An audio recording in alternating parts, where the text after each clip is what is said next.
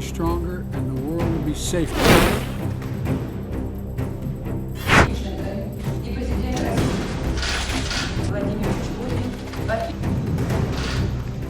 ข้อตกลงหุ้นส่วนทางยุทธศาสตร์ที่ครอบคลุมระหว่างรัสเซียกับเกาหลีเหนือที่ประธานาธิบดีปูตินลงนามกับคิมจองอึนผู้นำเกาหลีเหนือถูกมองว่าเป็นสัญญาณที่แข็งกร้าวต่อตะวันตกในความขัดแย้งกับยูเครนสงครามตัวแทนของนาโตรัสเซียพร้อมที่จะท้าทายผลประโยชน์ของตะวันตกอย่างที่ไม่เคยมีมาก่อนข้อตกลงที่ลงนามใหม่ถือเป็นความเชื่อมโยงที่แข็งแกร่งที่สุดระหว่างมอสโกและเปียงยางนับตั้งแต่สิ้นสุดสงครามเย็นด้านพลอากาศเอกชาร์ลส์บราวน์จูเนียร์ประธานคณะเสนาธิการทหารร่วมสหรัฐกล่าวถึงการที่รัสเซียและเกาหลีเหนือลงนามร่วมกันยกระดับความสัมพันธ์สู่การเป็นหุ้นส่วนทางยุทธศาสตร์ที่ครอบคลุมอาจจะกลายเป็นการสร้างความไม่พอใจให้กับจีนและสิ่งที่น่าสนใจนับจากนี้คือการจับตาท่าทีของทั้ง3ประเทศ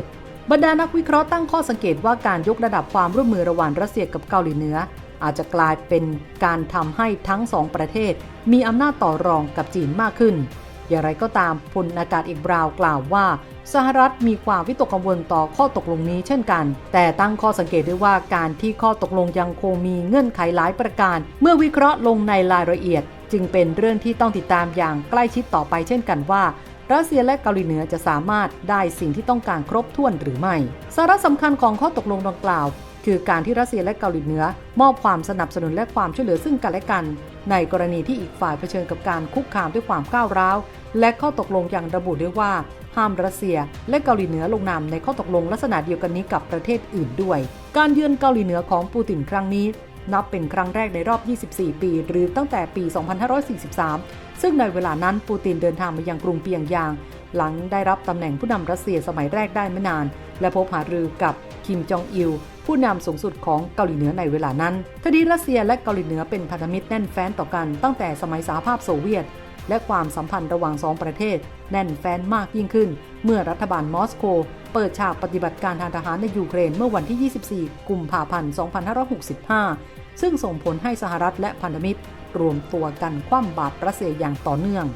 นายพลแจ็คคีนชาวอเมริกันที่เกษียณอายุแล้วเรียกพันธมิตรรัสเซียอิหร่านจีนเกาหลีเหนือที่เกิดขึ้นหมายว่าเป็นภัยคุกคามที่ใหญ่ที่สุดต่อสหรัฐนับตั้งแต่สงครามโลกครั้งที่ 2ส่วนทางด้านกระทรวงการต่างประเทศเกาหลีใต้ก็ได้เผยแพร่แถลงการณ์ร่วมที่ว่าเกาหลีใต้สหรัฐและญี่ปุ่นประณามด้วยถ้อยคำรุนแรงที่สุดเท่าที่จะเป็นไปได้เกี่ยวกับการกระชับความร่วมมือทางการทหารระหว่างเกาหลีเหนือกับรัสเซียนี้สร้างความกังวลอย่างรุนแรงสำนักข่าวยอนฮับรายงานในวันนี้ว่าแถลงการร่วมของ3ประเทศตำหนิความร่วมมือทางทหารระหว่างเกาหลีเหนือกับรัสเซียซึ่งรวมถึงการจะส่งอาวุธของเกาหลีเหนือให้รัสเซียที่ทำให้ประชาชนยูเครนต้องทนทุกข์ทรมานต่อไป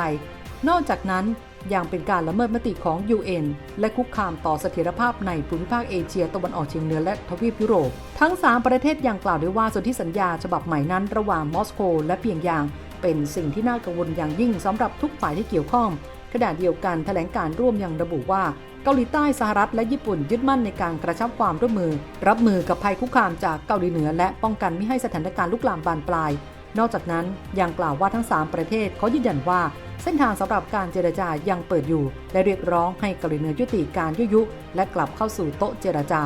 ทั้งนี้สหรัฐและชาติพันธมิตรกล่าวหาว่าผู้นำคิมจะส่งกระสุนปืนใหญ่หลายล้านนัดและขีปนาวุธหลายลูกให้กับรัสเซียเพื่อทำสงครามกับยูเครนโดยอาวุธยุทโธปกรณ์ถือเป็นสิ่งสำคัญสำหรับยูเครนอย่างไรก็ตาม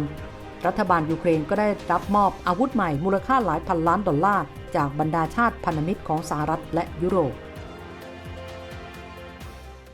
มาร่วมสนับสนุนท็อปนิวส์นำเสนอความจริงได้แล้ววันนี้เพียงกดปุ่ม Super Thanks แล้วเลือกจำนวนเงินตามที่ต้องการได้เลยครับขอบคุณครับ